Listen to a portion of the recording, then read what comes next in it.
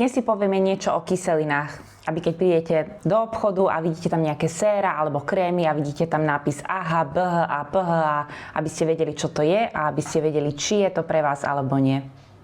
Kyseliny sú skvelá vec, ako napríklad aj chemické peelingy a profituje z nich naozaj asi každý typ pleti. Jedine, možno by som povedala, že taká citlivejšia pleť by sa mohla mať na pozore trošku pri výbere tých kyselín, ale dnes si ukážeme kyseliny aj na citlivú pleť. Čo sa týka kyselín a chemického peelingu, tak ja mám oveľa radšej chemické peelingy ako mechanické, pretože tie mechanické väčšinou sú vlastne to nejaký gel, v ktorom sú nejaké kúsky soli alebo kávy a práve s takýmito nejakými kúskami, ktorými si peelingujete pleť, si môžete poškodiť tú pleť. Môžu vznikať rôzne mikrotrhlinky, ktoré časom sa môžu prestať hojiť, môžete si tým narúšať kožnú bariéru. Nemám rada tieto mechanické peelingy. Oveľa radšej uprednostňujem chemické peelingy, ktoré zjemňujú štruktúru pleti, dokážu vám vyhľadiť vrásky a z takého dlhodobejšieho hľadiska na rozdiel od tých mechanických naozaj vidíte výsledky. Dnes si rozdelíme tie kyseliny na tzv. Exfoliačné a neexfoliačné.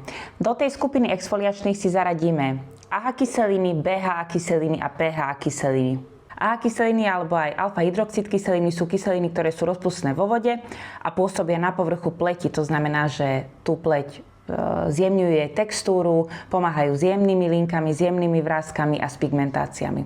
Medzi tieto kyseliny také najznámejšie patrí napríklad kyselina glykolová, kyselina mandlová a kyselina mliečna. Kyselina glykolová sa radí medzi tie silnejšie AHA kyseliny, ja vám tu dám aj niektoré séra, ktoré obsahujú túto kyselinu glykolovú. Ja som mala práve tento 7% tóner od The Ordinary, ale ja sa priznám, že mne bol veľmi silný. A takýto tóner, napríklad ak vlastníte a je vám tiež silný, že tú pleť vám presušuje, že mňa z neho trošička štípala pleť, tak ja som ho potom nepoužívala. Ale je výborný napríklad, ak máte také čierne kolená, také, že sa vám tak zafarbuje tá hrubšia koža, alebo máte také tmavé flaky v podpaži, tak dať trošku na vatový tampónik a prejsť si s tým a ono vám to trošku to miesto môže zosvetliť, tá kyselina glykolová. Potom máme kyselinu mliečnu, ktorá je jemnejšia, AHA kyselina. A aj práve táto kyselina sa odporúča aj pre takú citlivejšiu pleť. Tam vám sem tiež aj séra, ktoré obsahujú túto kyselinu mliečnu. Toto od The Ordinary je výborné, to som napríklad mala aj ja, sama som ho vyskúšala.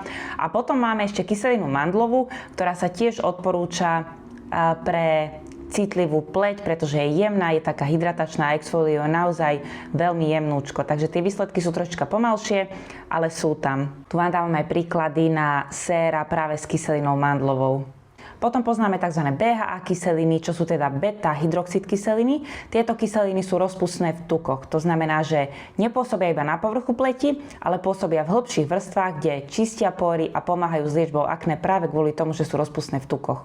Medzi tieto beta-hydroxid kyseliny, teda BHA kyseliny, patrí napríklad kyselina salicylová, ktorá je topka v boji proti akné a proti upchatým pórom a v boji s masnou pleťou a rozšírenými pórmi. A milujem tento chemický peeling od The Ordinary, ktorý práve obsahuje 2% BHA kyselinu.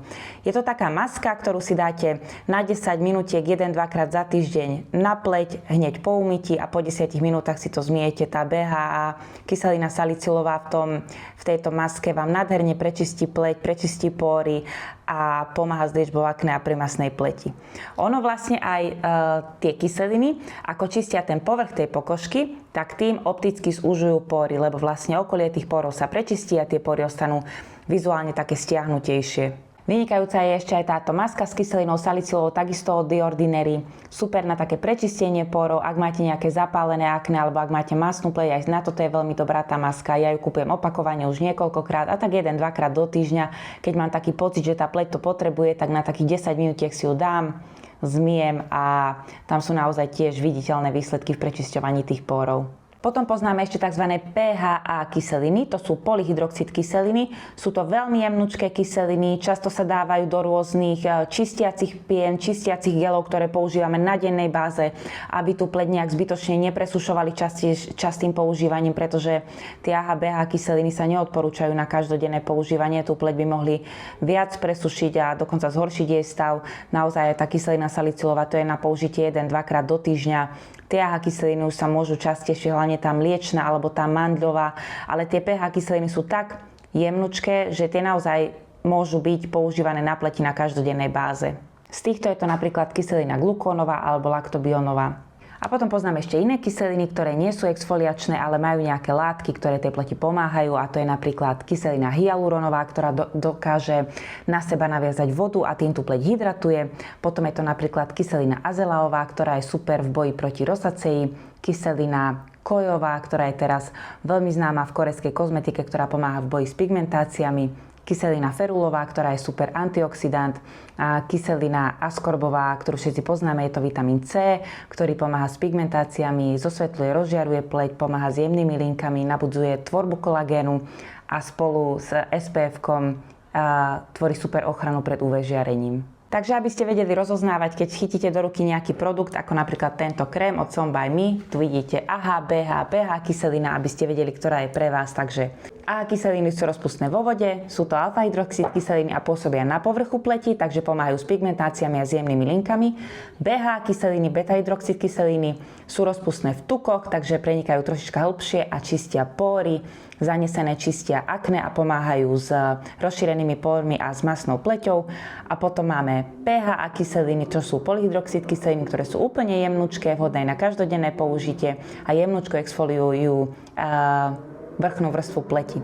A potom poznáme neexfoliačné kyseliny, ako napríklad kyselina hyaluronová, vitamín C, kyselina ferulová, kyselina kojová. Ak sa vám video páčilo, tak budem rada, ak dáte like. Ak máte ešte nejaké otázky alebo niečo vám nebolo jasné, kľudne to napíšte do komentára a vidíme sa najbližšie.